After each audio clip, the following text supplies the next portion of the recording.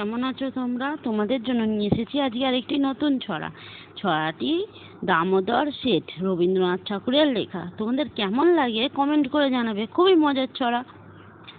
অল্পেতে খুশি হবে দামোদর শেঠ কি? মুরগির মুয়া চাই, চাই ভাজা ভেটকি।